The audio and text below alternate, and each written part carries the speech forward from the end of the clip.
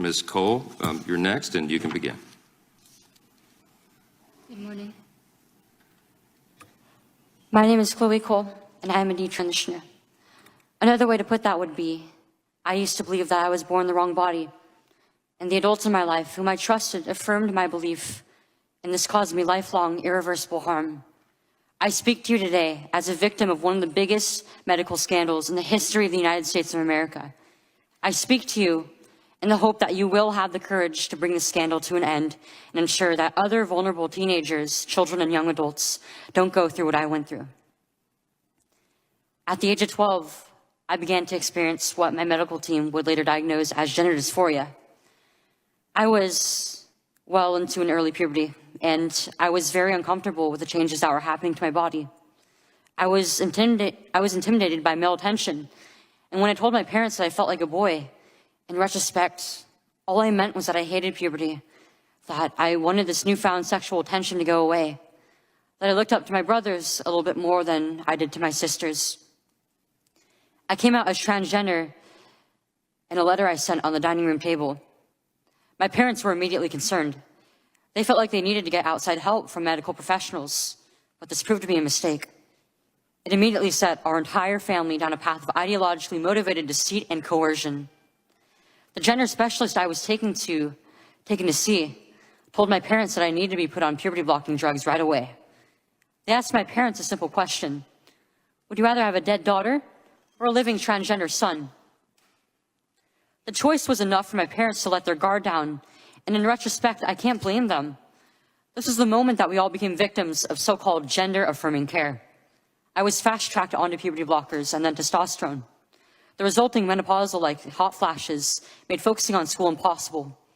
I still get joint pains and weird pops in my back, but they were far worse when I was on the blockers.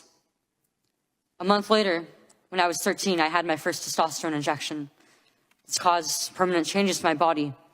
My voice will forever be deeper, my jawline sharper, my nose longer, my bone structure permanently masculinized, my Adam's apple more prominent, my fertility unknown. I look in the mirror sometimes and I feel like a monster. I had a double mastectomy at 15. They tested my amputated breast for cancer. And I was cancer-free, of course. I was perfectly healthy. There was nothing wrong with my still developing body or my breasts, other than that, as an insecure teenage girl, I felt awkward about it.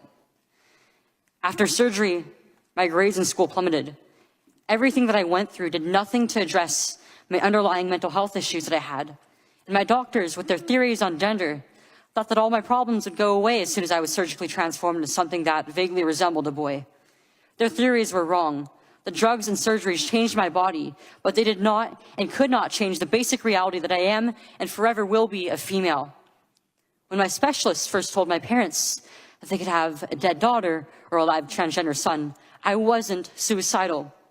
I was a happy child who struggled because she was different. However, at 16, after my surgery, I did become suicidal. I'm doing better now, but my parents almost got the dead daughter promised to them by my doctors. My doctors had almost created the very nightmare they said they were trying to avoid. So what message do I want to bring to American teenagers and their families? I didn't need to be lied to. I needed compassion. I needed to be loved. I needed to be given therapy to help me work through my issues, not affirm to my delusion that by transforming into a boy, it would solve all my problems. We need to stop telling 12-year-olds that they were born wrong, that they are right to reject their own bodies and feel uncomfortable with their own skin. We need to stop telling children that puberty is an option, that they can choose what kind of puberty they will go through, just so they can choose what clothes to wear or what music to listen to. Puberty is a rite of passage to adulthood, not a disease to be mitigated. Today, I should be at home with my family celebrating my 19th birthday, and instead I'm making a desperate plea to my elected representatives. Learn the lessons from other medical scandals like the opioid crisis, to recognize that doctors are human too, and sometimes they are wrong. My childhood was ruined along with thousands of detransitioners that I know through our networks. This needs to stop. You alone can stop it. Enough children have already been victimized by this barbaric pseudoscience. Please let me be your final warning. When I hear this young woman say I was perfectly healthy, something in me just stops. Because this is not just a sentence, this is a warning. And as someone who tries to stand on scripture, I can't help but think how often the Bible tells us to guard the innocent, to protect the vulnerable, and to be watchful when the world starts calling evil good and good evil, ladies and gentlemen. And the more I listen, the more these stories weigh on me. Because there are people out there saying that parents were pressured with words like, would you rather have a dead daughter or an alive son? And honestly, that kind of emotional manipulation is wicked, ladies and gentlemen. Yes, this is the kind of deception that preys on fear. Yeah, not truth. And fear has never been a good counselor. No. And I side with people pointing out that the doctors who did this, they have to lose their medical legitimacy. And I get it. Because when you take an oath to heal and instead you harm the children under the banner of care, something is deeply, deeply wrong. Yes, enough children have already been victimized. Can you believe this? And at some point, we have to stop pretending this is compassion, because it's not, ladies and gentlemen. A lot of folks have mentioned something I have seen for years, that teenagers, especially girls, struggle with their bodies during puberty. And that discomfort is normal, because it's actually part of growing up. But instead of guiding them through it, and instead of being the steady adults that they need, guess what? People are pushing them towards irreversible decisions. Can you imagine? And honestly, that is heartbreaking. Yes, it's not shepherding, it's not love, it's grooming. You see? Because some people are shocked that a 15-year-old child could consent to something like double mastectomy. And honestly, so am I. That's not care. That is not even wisdom. That is not medicine. No. You know what? Actually, one person actually said it perfectly. It's $1 billion industry. That's what it is. And sometimes that's all the explanation you need to really get the understanding, to get the full picture. Because when money becomes the idol, the people suffer. You see? And we've seen that story since the Old Testament days. This kind of evil didn't start just now. No.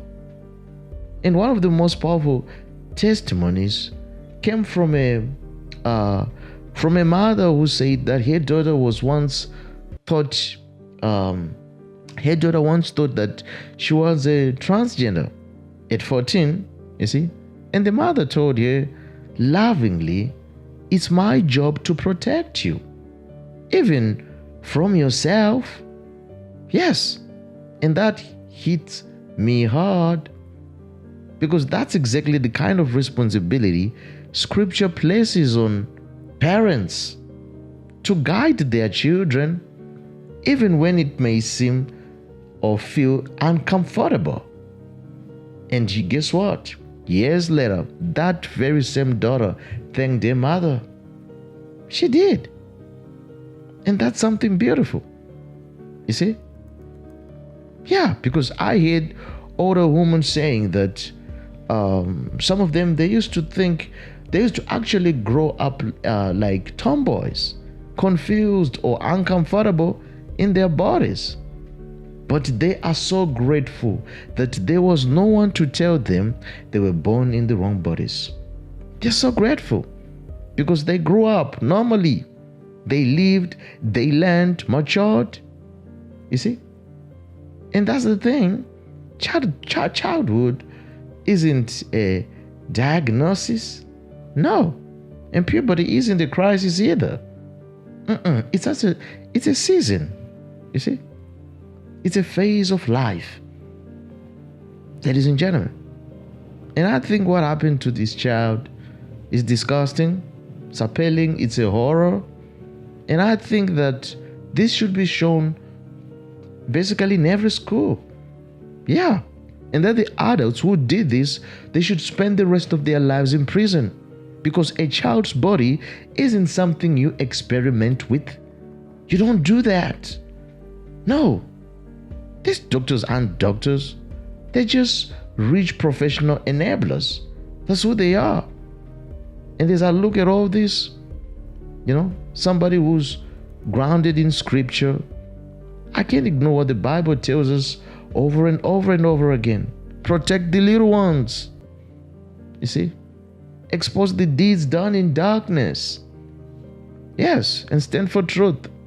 Even when it may cost something, because it will, ladies and gentlemen. It will. You see? That's why voices like yours matter, because the world may try to silence truth, but truth always is a way of speaking anyway. Well, ladies and gentlemen, if you enjoyed this one, be sure to click on the next one. You would enjoy it too.